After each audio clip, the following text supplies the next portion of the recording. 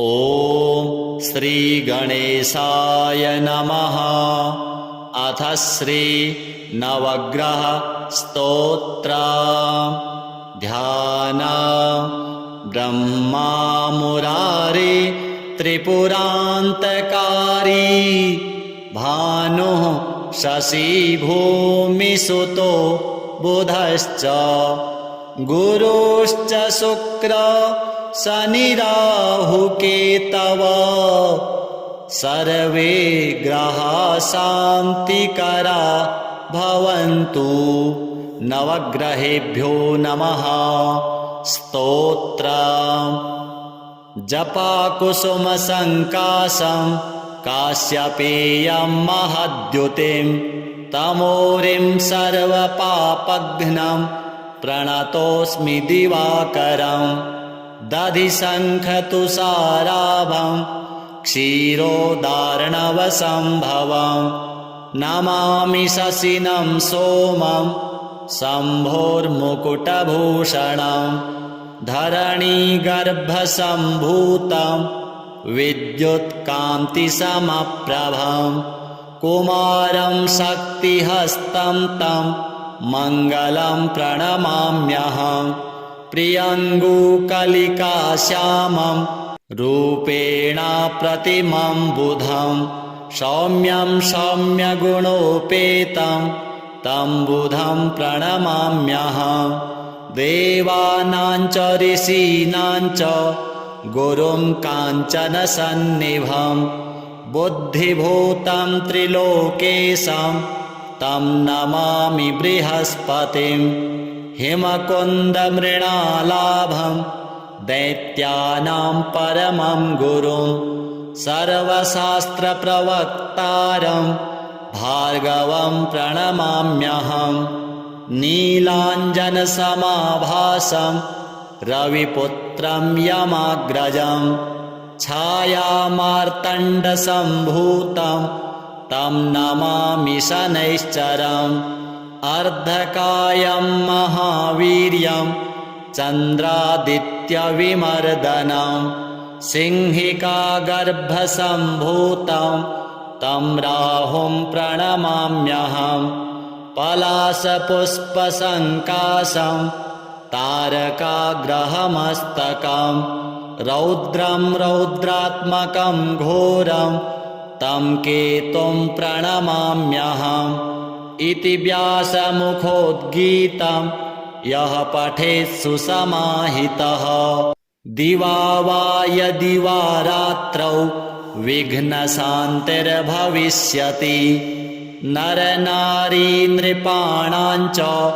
भवेद् स्वप्ननाशनम्, ऐश्वर्यमतुलं तेषाम्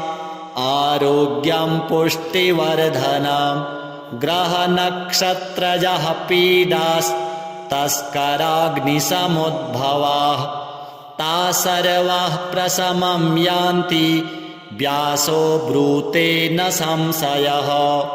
जपाकुसुमसङ्काशं काश्यपेयं महद्युतिं, तमोरिं सर्वपापघ्नं प्रणतोऽस्मि दिवाकरं। दधिशङ्खतुषाराभं क्षीरोदार्णवसम्भवं, नमामि शशिनं सोमं शम्भोर्मुकुटभूषणं। धरणीगर्भसम्भूतं विद्युत्कान्तिसमप्रभं, कुमारं शक्तिहस्तं तं मङ्गलं प्रणमाम्यहम्। प्रियङ्गुकलिकाश्यामं रूपेण प्रतिमं बुधं, सौम्यं सौम्यगुणोपेतं तं बुधं प्रणमाम्यहम्। देवानां च ऋषीणां च गुरुं काञ्चनसन्निभं, बुद्धिभूतं त्रिलोकेशं तं नमामि बृहस्पतिं। हिमकुन्दमृणालाभं दैत्यानां परमं गुरुं, सर्वशास्त्रप्रवक्तारं भार्गवं प्रणमाम्यहम्। नीलाञ्जनसमाभासं रविपुत्रं यमाग्रजं छायामार्तण्डसम्भूतं तं नमामि शनैश्चरम् अर्धकायं महावीर्यं चन्द्रादित्यविमर्दनं सिंहिकागर्भसम्भूतं तं राहुं प्रणमाम्यहम् पलाशपुष्पसङ्काशं तारकाग्रहमस्तकं रौद्रं रौद्रात्मकं घोरं तं केतुं प्रणमाम्यहम् इति व्यासमुखोद्गीतं यः पठेत् सुसमाहितः दिवा वा यदि वा रात्रौ विघ्नशान्तिर्भविष्यति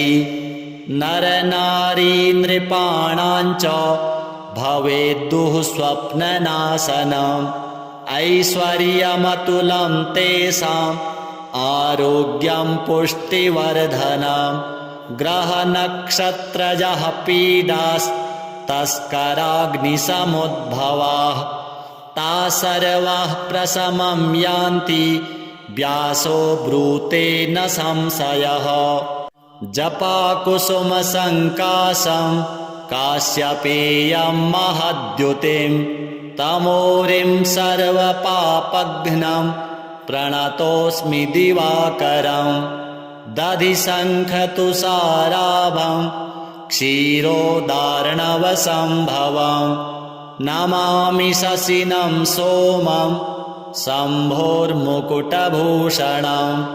धरणीगर्भसम्भूतं विद्युत्कान्तिसमप्रभं कुमारं शक्तिहस्तं तं मङ्गलं प्रणमाम्यहम् प्रियङ्गुकलिकाश्यामं रूपेण प्रतिमं बुधं सौम्यं सौम्यगुणोपेतं तं बुधं प्रणमाम्यहम् देवानां च ऋषीणां च गुरुं काञ्चनसन्निभं बुद्धिभूतं त्रिलोकेशं तं नमामि बृहस्पतिं हिमकुन्दमृणालाभं दैत्यानां परमं गुरुं सर्वशास्त्रप्रवक्तारं भार्गवं प्रणमाम्यहम् नीलाञ्जनसमाभासं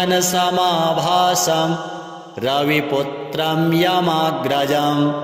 छायामार्तण्डसम्भूतं तं नमामि शनैश्चरम् अर्धकायं महावीर्यं चन्द्रादित्यविमर्दनं सिंहिकागर्भसम्भूतं तं राहुं प्रणमाम्यहम् पलाशपुष्पसङ्काशं तारकाग्रहमस्तकं रौद्रं रौद्रात्मकं घोरं तं केतुं प्रणमाम्यहम् इति व्यासमुखोद्गीतं यः पठेत् सुसमाहितः दिवा वा यदि वा रात्रौ विघ्नशान्तिर्भविष्यति नरनारी नृपाणां च भवेद्दुः स्वप्ननाशनम् ऐश्वर्यमतुलं तेषाम् आरोग्यं पुष्टिवर्धनम् ग्रहनक्षत्रजः पीडास्तस्कराग्निसमुद्भवाः ता सर्वाः प्रशमं यान्ति व्यासो ब्रूते न संशयः जपाकुसुमसङ्काशं काश्यपेयं महद्युतिं तमोरिं सर्वपापघ्नं प्रणतोऽस्मि दिवाकरम् दधिशङ्खतुषाराभं क्षीरोदार्णवसम्भवं नमामि शशिनं सोमं शम्भोर्मुकुटभूषणं धरणीगर्भसम्भूतं विद्युत्कान्तिसमप्रभं कुमारं शक्तिहस्तं तं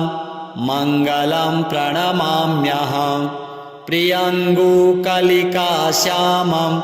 रूपेण प्रतिमं बुधं सौम्यं सौम्यगुणोपेतं तं बुधं प्रणमाम्यहम् देवानां च ऋषीणां च गुरुं काञ्चनसन्निभं बुद्धिभूतं त्रिलोकेशं तं नमामि बृहस्पतिं हिमकुन्दमृणालाभं दैत्यानां परमं गुरुं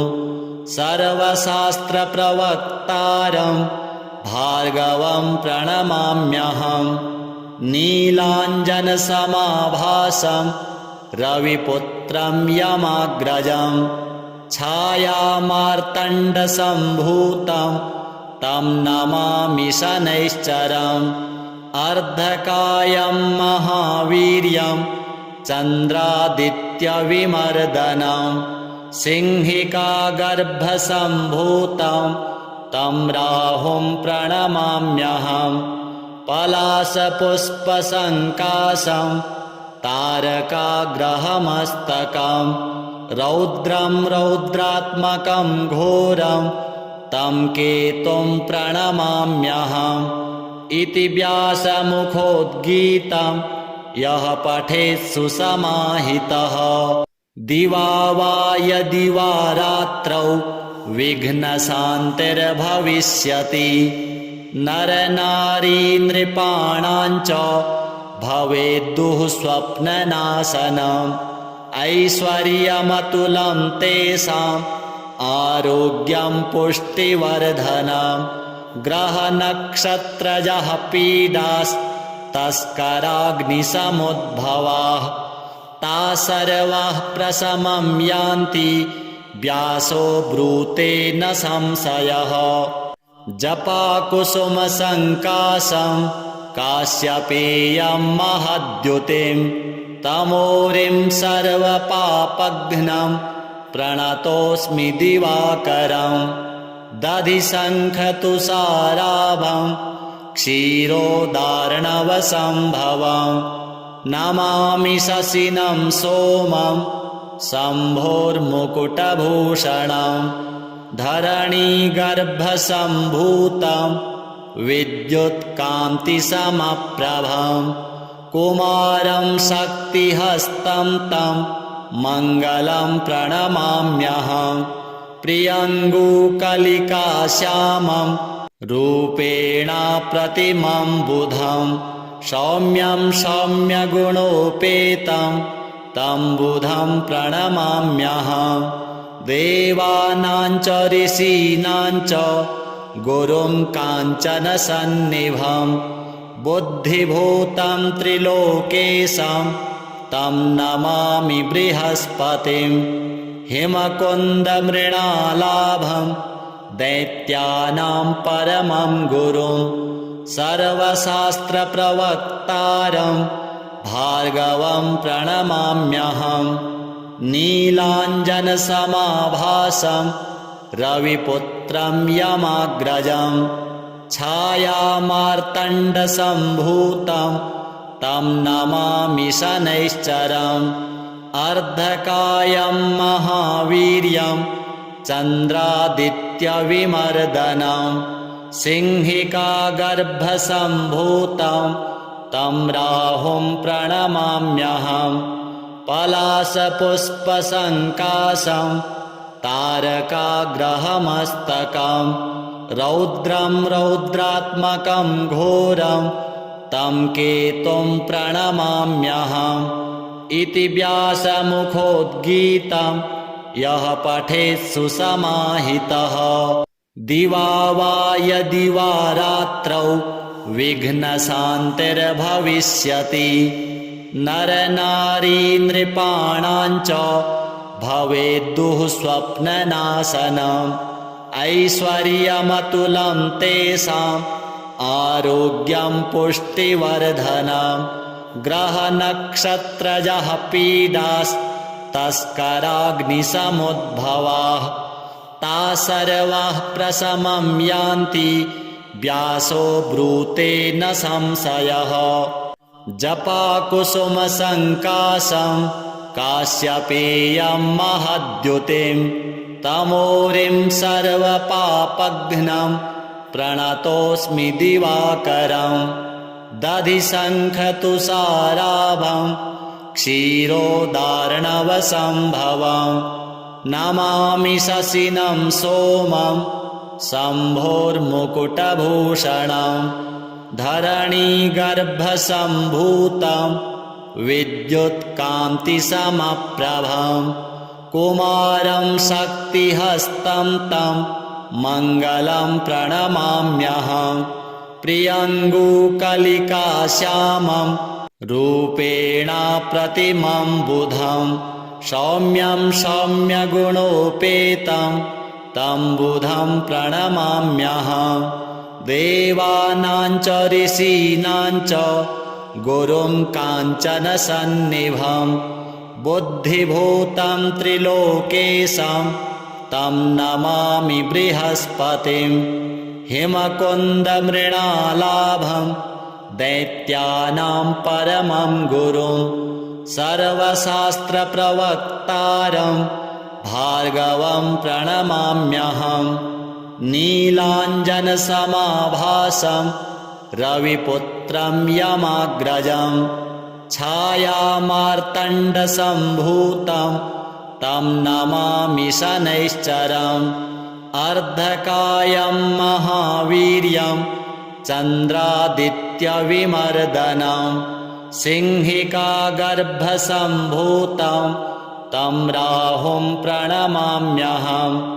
पलाशपुष्पसङ्काशं तारकाग्रहमस्तकं रौद्रं रौद्रात्मकं घोरं तं केतुं प्रणमाम्यहम्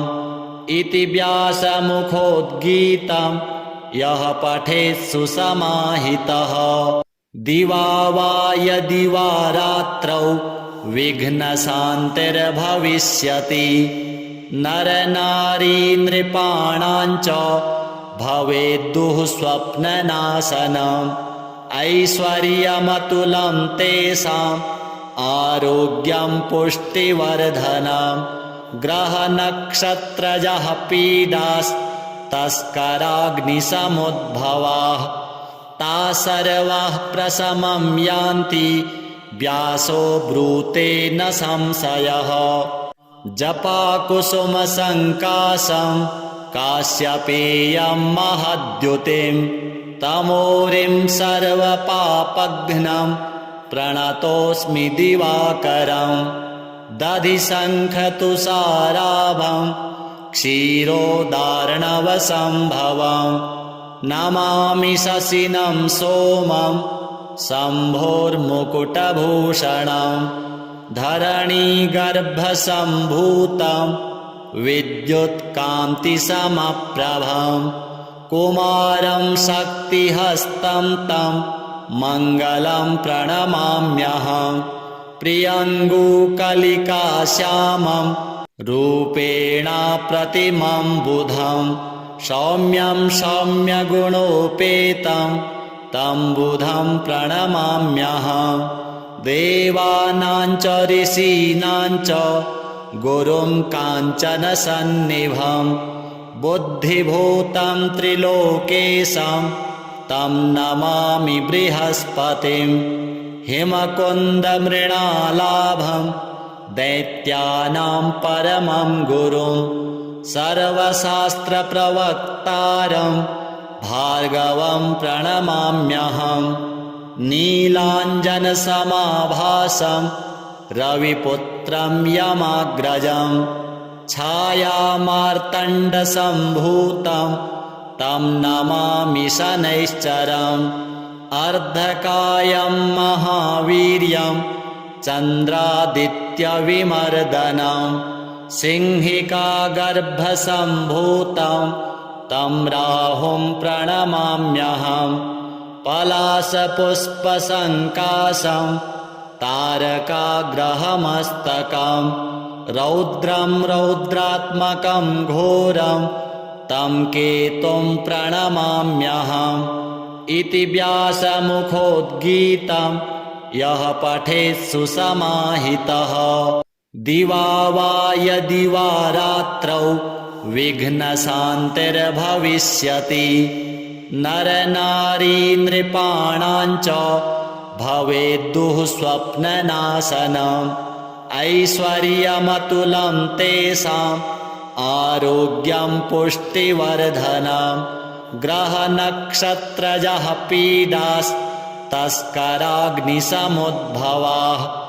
ता सर्वाः प्रशमं यान्ति व्यासो ब्रूते न संशयः जपाकुसुमसङ्काशं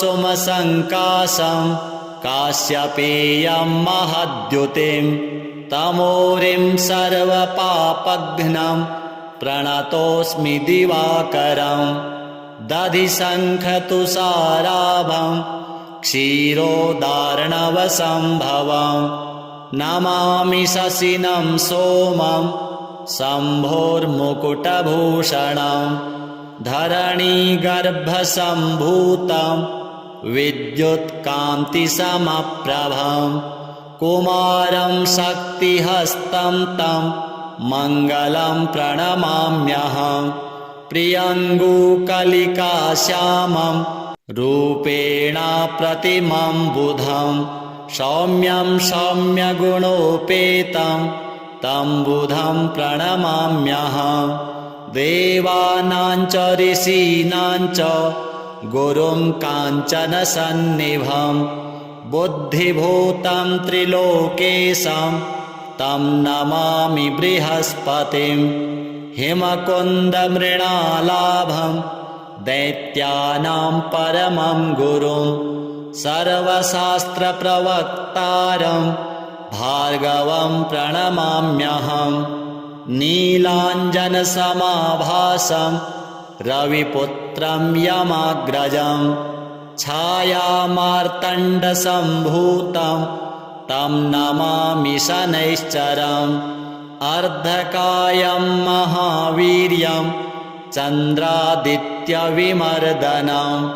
सिंहिकागर्भसम्भूतं तं राहुं प्रणमाम्यहं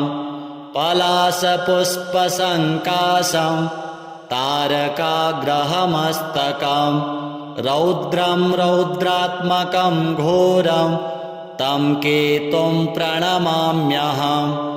इति व्यासमुखोद्गीतं यः पठेत् सुसमाहितः दिवा वा यदि वा रात्रौ विघ्नशान्तिर्भविष्यति नरनारी नृपाणाञ्च भवेद्दुः स्वप्ननाशनम् ऐश्वर्यमतुलं तेषाम् आरोग्यं पुष्टिवर्धनम् ग्रहनक्षत्रजः पीडास्तस्कराग्निसमुद्भवाः ता सर्वाः प्रशमं यान्ति व्यासो ब्रूते न संशयः जपाकुसुमसङ्काशं काश्यपेयं महद्युतिं तमोरिं सर्वपापघ्नं प्रणतोऽस्मि दिवाकरं दधिशङ्खतुषाराभं क्षीरोदार्णवसम्भवं नमामि शशिनं सोमं शम्भोर्मुकुटभूषणं धरणीगर्भसम्भूतं विद्युत्कान्तिसमप्रभं कुमारं शक्तिहस्तं तं मङ्गलं प्रणमाम्यहं प्रियङ्गुकलिकाश्यामं रूपेण प्रतिमं बुधं सौम्यं सौम्यगुणोपेतं तं बुधं प्रणमाम्यहं देवानां च ऋषीणां च गुरुं काञ्चनसन्निभं बुद्धिभूतं त्रिलोकेशं तं नमामि बृहस्पतिं हिमकुन्दमृणालाभं दैत्यानां परमं गुरुं सर्वशास्त्रप्रवक्तारं भार्गवं प्रणमाम्यहं नीलाञ्जनसमाभासं रविपुत्रं यमाग्रजं छायामार्तण्डसम्भूतं तं नमामि शनैश्चरम् अर्धकायं महावीर्यं चन्द्रादित्यविमर्दनं सिंहिकागर्भसम्भूतं तं राहुं प्रणमाम्यहम्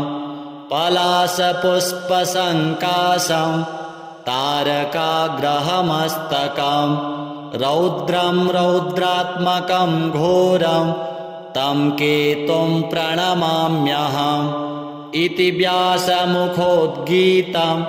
यः पठेत् सुसमाहितः दिवा वा यदि वा रात्रौ विघ्नशान्तिर्भविष्यति नरनारी नृपाणां च भवेद्दुः स्वप्ननाशनम् ऐश्वर्यमतुलं तेषाम् आरोग्यं पुष्टिवर्धनम् ग्रहनक्षत्रजः पीडास्तस्कराग्निसमुद्भवाः ता सर्वाः प्रशमं यान्ति व्यासो ब्रूते न संशयः जपाकुसुमसङ्काशं काश्यपेयं महद्युतिं तमोरिं सर्वपापघ्नं प्रणतोऽस्मि दिवाकरं दधिशङ्खतुषाराभं क्षीरोदार्णवसम्भवं नमामि शशिनं सोमं शम्भोर्मुकुटभूषणं धरणीगर्भसम्भूतं विद्युत्कान्तिसमप्रभं कुमारं शक्तिहस्तं तं मङ्गलं प्रणमाम्यहम् प्रियङ्गुकलिकाश्यामं रूपेण प्रतिमं बुधं सौम्यं सौम्यगुणोपेतं तं बुधं प्रणमाम्यहम् देवानां च ऋषीणां च गुरुं काञ्चनसन्निभं बुद्धिभूतं त्रिलोकेशं तं नमामि बृहस्पतिं हिमकुन्दमृणालाभं दैत्यानां परमं गुरुं सर्वशास्त्रप्रवक्तारं भार्गवं प्रणमाम्यहम् नीलाञ्जनसमाभासं रविपुत्रं यमाग्रजं छायामार्तण्डसम्भूतं तं नमामि शनैश्चरम् अर्धकायं महावीर्यं चन्द्रादित्यविमर्दनं सिंहिकागर्भसम्भूतं तं राहुं प्रणमाम्यहम्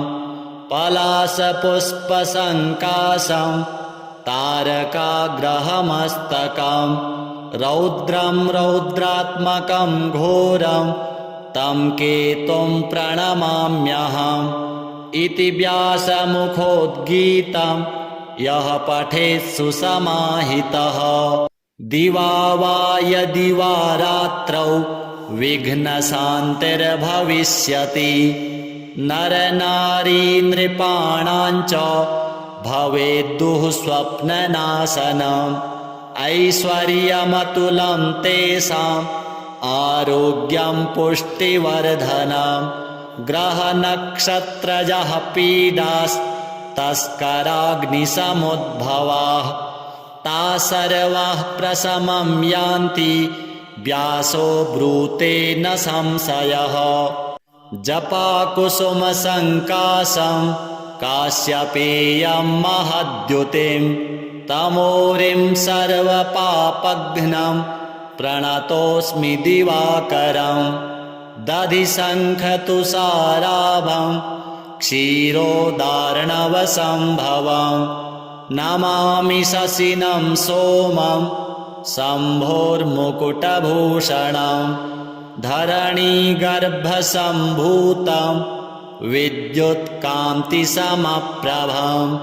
कुमारं शक्तिहस्तं तं मङ्गलं प्रणमाम्यहम् प्रियङ्गुकलिकाश्यामं रूपेण प्रतिमं बुधं सौम्यं सौम्यगुणोपेतं तं बुधं प्रणमाम्यहं देवानां च ऋषीणां च गुरुं काञ्चनसन्निभं बुद्धिभूतं त्रिलोकेशं तं नमामि बृहस्पतिं हिमकुन्दमृणालाभं दैत्यानां परमं गुरुं सर्वशास्त्रप्रवक्तारं भार्गवं प्रणमाम्यहं नीलाञ्जनसमाभासं रविपुत्रं यमाग्रजं छायामार्तण्डसम्भूतं तं नमामि शनैश्चरम् अर्धकायं महावीर्यं चन्द्रादित्यविमर्दनं सिंहिकागर्भसम्भूतं तं राहुं प्रणमाम्यहं पलाशपुष्पसङ्काशं तारकाग्रहमस्तकं रौद्रं रौद्रात्मकं घोरं तं केतुं प्रणमाम्यहम् इति व्यासमुखोद्गीतं यः पठेत् सुसमाहितः दिवा वा यदि वा रात्रौ विघ्नशान्तिर्भविष्यति